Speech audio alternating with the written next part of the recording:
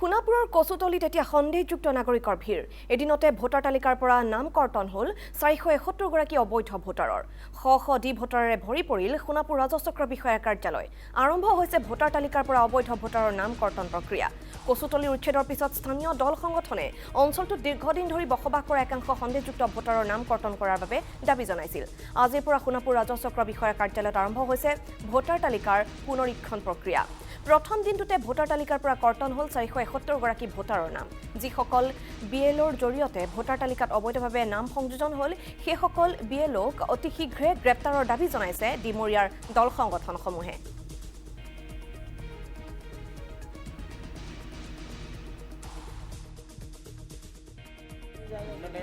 উচ্ছেদ চলোৱাৰ পিছত যথেষ্ট সংখ্যক সন্দেহজনক লোকৰ নাম ভোটাৰ তালিকাত সন্নিৱিষ্ট হৈ থকাৰ উমান পোৱা গৈছিল